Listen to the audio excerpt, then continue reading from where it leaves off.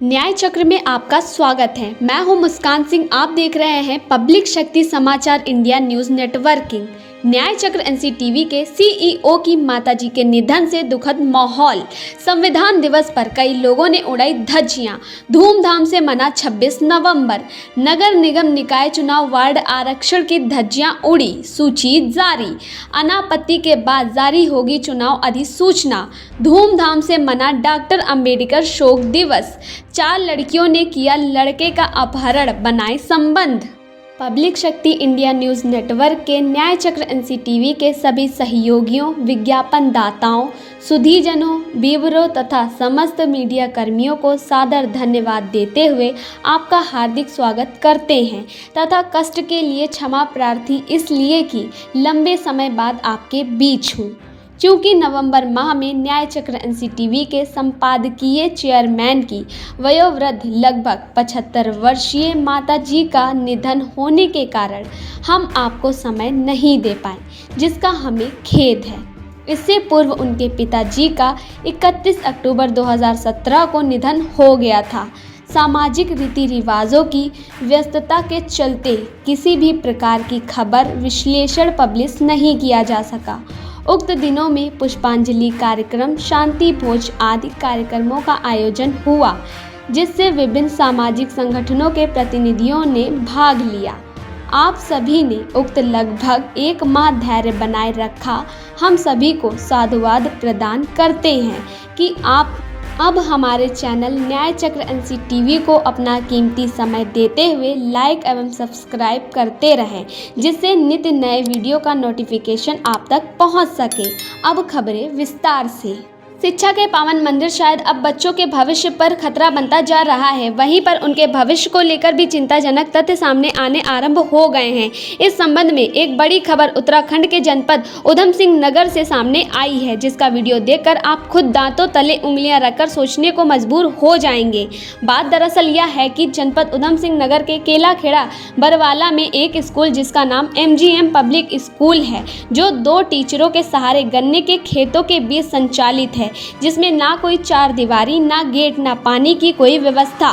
मात्र 2 कमरों में चारों ओर गन्ने के खेत के बीच चल रहा है। इस विद्यालय में 250 से 300 रुपए तक फीस लेकर मात्र 7वीं क्लास तक की पढ़ाई किस प्रकार होती है, ये तो इनके मालिक ही जानते हैं। हैरत करने वाली बात यह है कि इसके कमरे पर कोई स्कूल नाम का बोर्ड भी नदारत है। ये विद्यालय एक मुस्लिम का बताया जा रहा है, लेकिन बच्चे सिर्फ हिंदुओं व सिखों के ही पढ़ने आते हैं।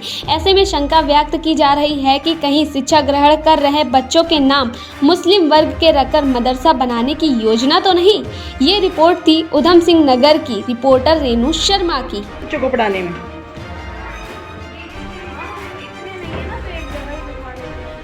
समथिंग मेरे आइडिया से 150 बच्चे से तो ऊपर है ये।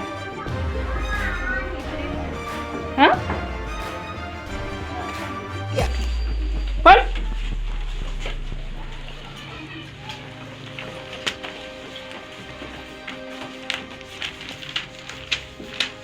टॉयलेट के लिए कहाँ जाते हो आप लोग? कहाँ पे? बाय द वे, किसी का पेट खराब हो जाए, कुछ हो जाए तो टॉयलेट तो है नहीं यहाँ पर। किसी के बच्चे का वो ले लो, तो बड़ा सा बच्चा है बबलू। हाँ यार।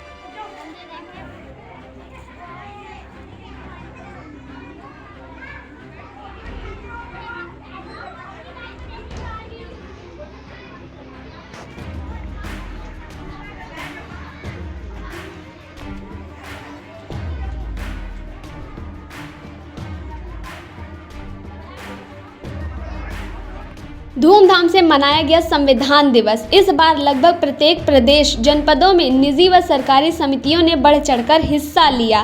संविधान दिवस यानी 26 नवंबर को भारत का संविधान अंगीकृत किया गया था और सभी पुराने कानून की मान्यता रद्द होकर देश का कानून भारत रत्न डॉक्टर VR अम्बेडकर के लिखे संविधान लागू करके देश की व्यवस्था चलाए जाने का संकल्प लिया गया था। लेकिन इसी बीच मध्य प्रदेश के जिला रायसेन में ऐसी घटना घटी कि एक प्रिंसिपल का वह बयान भी ट्रोल करने लगा, जिसमें उन्होंने कहा कि संविधान डॉक्टर अंबेडकर जी ने नहीं लिखा, बल्कि प्रेम बिहारी नारायण रायजादा ने लिखा है।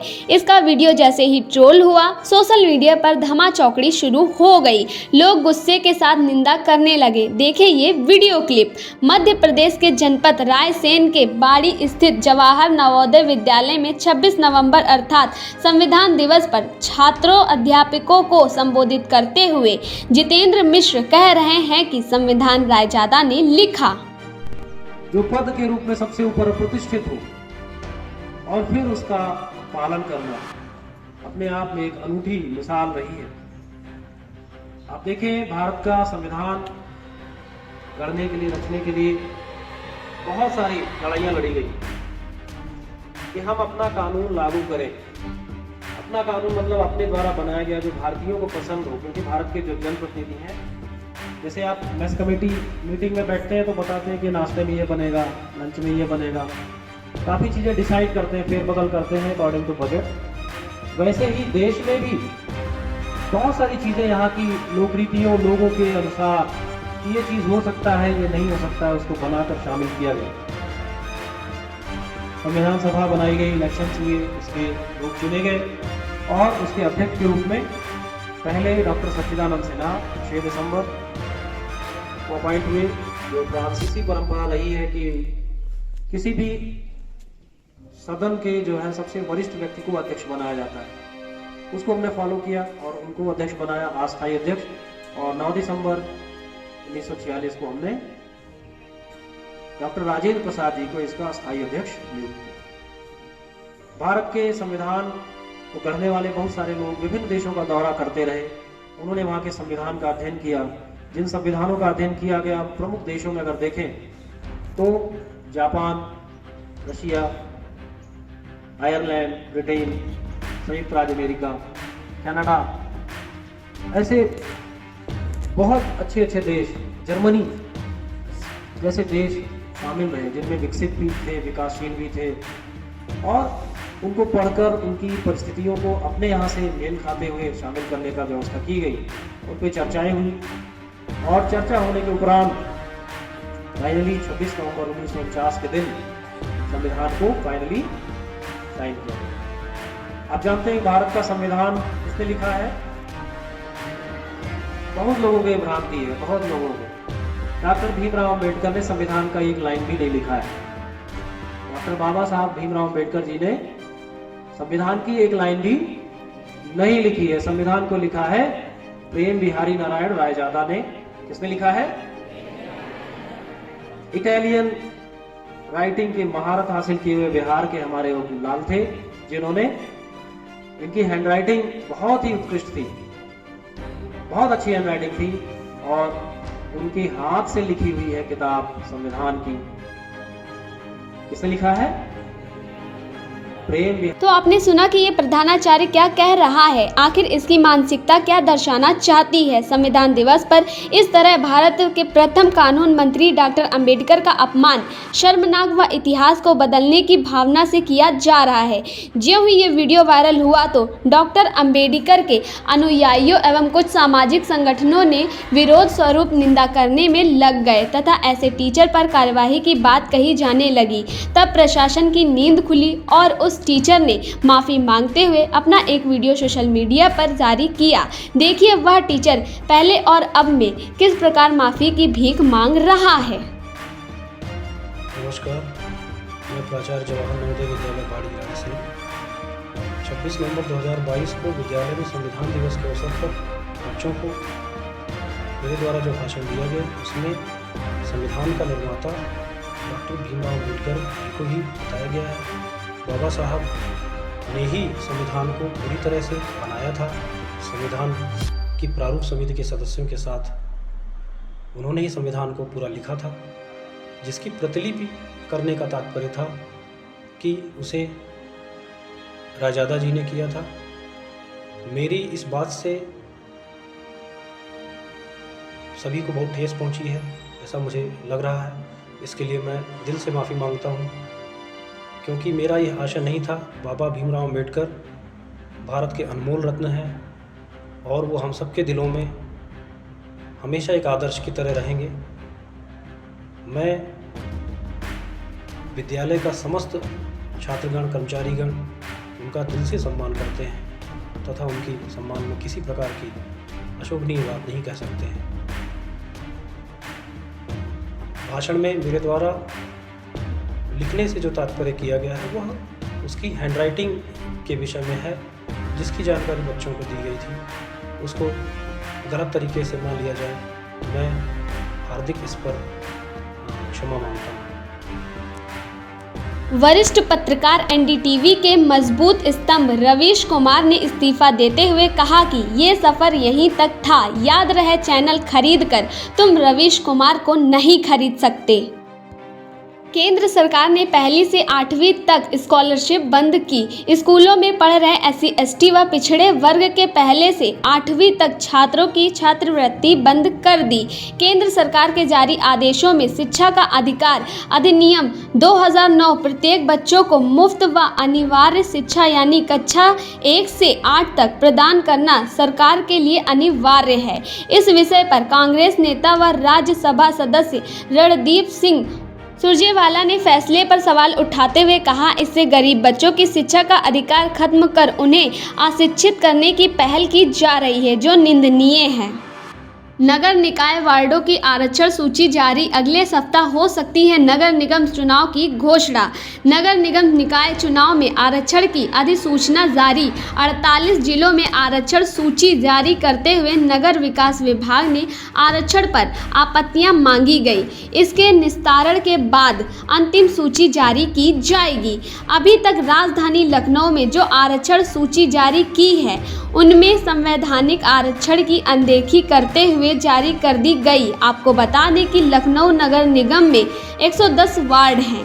इस हिसाब से 21%, 27% तथा 33% महिलाओं का आरक्षण होना चाहिए, लेकिन ऐसा ना करके एक विशेष वर्ग को चुनाव मैदान से दूर रखने की कोशिश की गई है। यानी वर्तमान में जो वार्ड आरक्षण सूची जारी की गई है उसमें आरक्षण को दरकिनार करके यानी आरक्षित वर्ग की सीटें काटकर सामान्य यानी अनारक्षित कर दी गई, जिससे सामान्य वर्ग के लोगों का वर्चस्व बना रहे। जबकि ओबीसी कैटेगरी को लेकर ये भी चिंता करने वाली बात होगी, क्योंकि मुस्लिम धर्म के ओबीसी भी तो ओबीसी में नामांकन करेंगे, हालांकि वह सामान्य पुरुष में पर्चा भरने के अधिकारी होंगे यदि वह जाति प्रमाण पत्र का उल्लेख नहीं करेंगे।